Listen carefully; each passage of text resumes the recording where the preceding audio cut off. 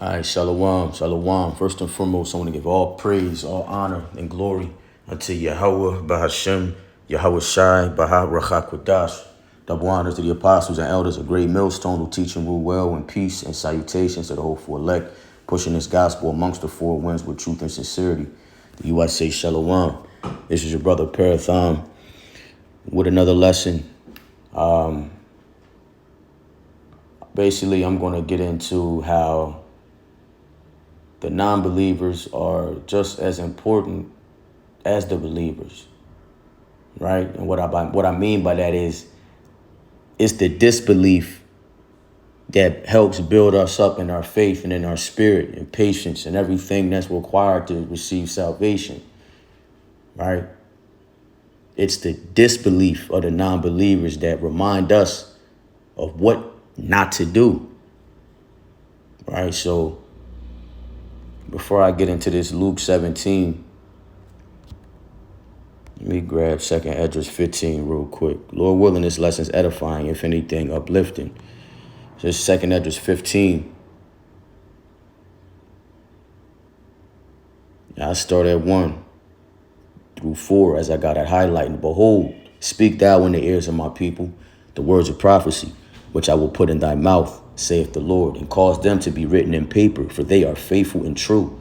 Fear not the imaginations against thee, and let not the incredulity of them that trouble thee speak against thee. Salakia, incredulity going into simplest disbelief, right? A faithless motherfucker, right? It says, verse 4, for all the unfaithful shall what? Die in their unfaithfulness. They're going to be left right where they at, right? Assigned missiles, you feel me? Death by pain, man. Right, and it's not, it's you can't do nothing against the truth, but for the truth. Let me just jump to just hit Romans 3:3 real quick.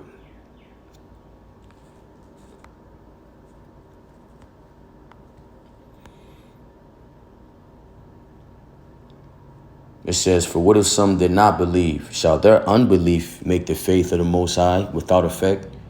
Yahweh forbid. Yea, let Yahweh be true, but every man a liar.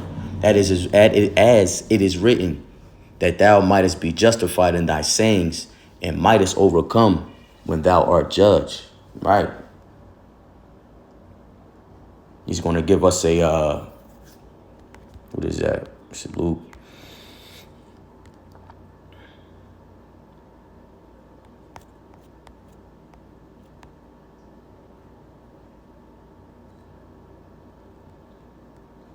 Okay, 22 and 15. Oh, Shalakia, real quick. Just started this other precept. Bear with me, Akia.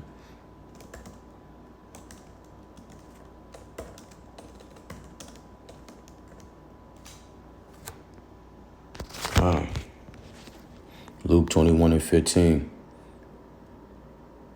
For I will give you a mouth and wisdom, which all your adversaries shall not be able to gainsay nor resist. So that's just backing up what we just read in Romans. The Lord is going to give us a mouth and wisdom, so where the adversaries won't be able to gainsay nor resist, right? Verse 4 again, Yahweh forbid, let Yahweh be true, but every man a liar, as it is written, that thou mightest be justified in thy sayings, and mightest overcome when thou art judged. Right? We're given that mouth and wisdom. We believe, Lord willing, we'll be accounted of that number. All right? So let's jump to Luke. These are some examples of the disbelief, right, of our own people in particular. This Luke 17. And I want to let me start at 20. Yahweh Shai speak. It says, and when he was demanded of the Pharisees, when the kingdom of Yahweh shall come, he answered them and said, the kingdom of Yahweh cometh not with observation, right? Or signs, as it says in the NLT. Neither shall they say, lo here or lo there, for behold, the kingdom of Yahweh is within you. right? It's the kingdom Israel is a people before a place. This is not our rest, right? So the kingdom is within the elect, left here on the earth, right? The elect being the spirit being put on the elect or the body to wake up the rest of the elect, right? It's like a bridegroom getting ready for the bride. Salakia, like the bride getting ready for the bridegroom.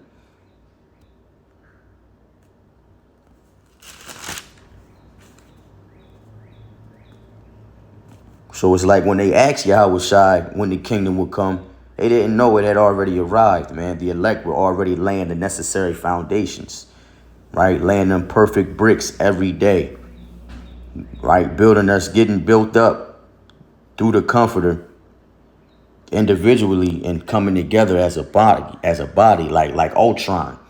You know what I mean? So it begins with the work of Yahweh, his spirit, working through the elect. Again, Lord willing, we are accounted of the first fruits. So we just pay attention to the works, right? The men of the Lord on the highways and byways out here pushing this truth, this doctrine, who we got through the apostles and elders of GMS, okay? From the 7 on down. This gospel has reached, if not now, it will reach the 4 corners of the earth, man. There are camps in every country.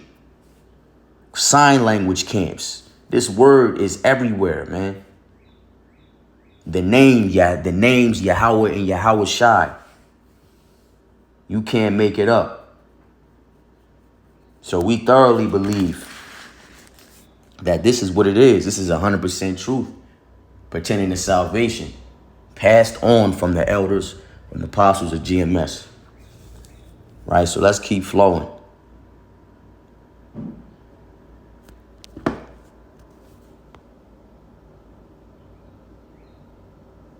Let me jump to all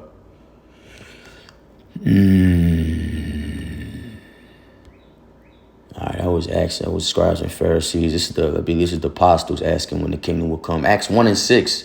When they therefore will come together,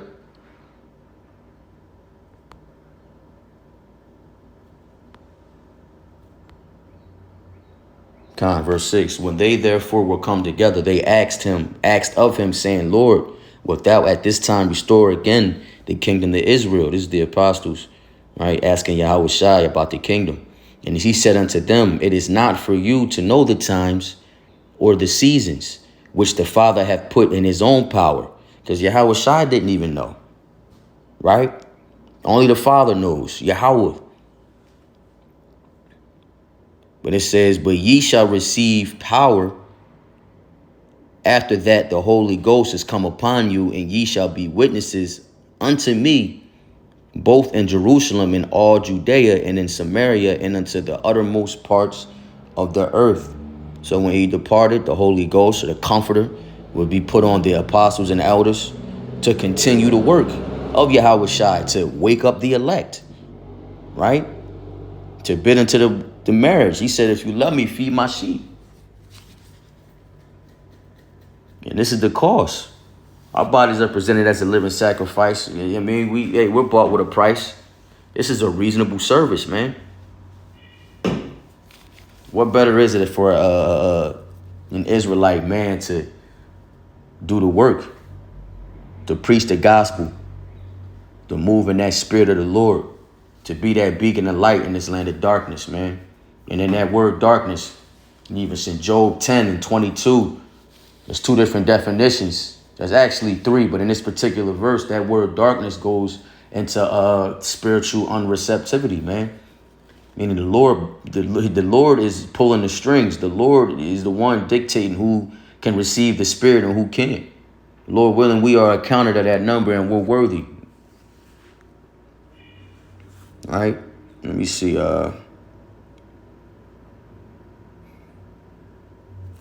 It's another precept in Luke, and I'm just grabbing. I don't want to make this a long lesson. It's Luke 12, and we're going to jump down to 50, what is it, 54, I believe.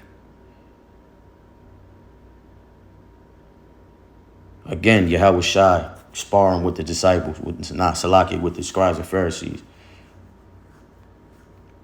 It says, and he said to the people, when ye see a cloud rise out of the west, straightway, ye say, there cometh a shower, and so it is. And when ye see the south wind blow, ye say, there will be heat, and it cometh to pass. Ye hypocrites, ye can discern the face of the sky and of the earth, but how is it that ye do not discern this time? Right? We're able to understand when there's a storm coming just by looking at the clouds and how the wind blows, but they're not taking heed of the signs of the end because they're not well equipped. They haven't been given that eye salve. That's the only way that was all we were left with, the comforter, and to look for the signs, prophecies. And you have to have a level of understanding to be able to discern these times and these signs. That's why the Lord, he referred to his men, his servants as watchmen, to be on point and to record and what is that? Salakia, let me grab this real quick. Go right to the point. 2 Esdras 9:1. He answered me then and said, measure thou the time diligently in itself, to be diligent, persistent. And when thou seest part of the signs past, which I have told thee before, then shalt thou understand that it is the very same time wherein the highest will begin to visit the world which he made. Therefore, when there shall be seen earthquakes and uproars of the people in the world, then shalt thou well understand that the Most High spake of those things from the days that were before thee, even from the beginning. For like as all that is made in the world hath a beginning and an end, and the end is manifest. So it says, even so the times also of the highest have plain beginnings, and in wonder powerful works, endings and effects in what?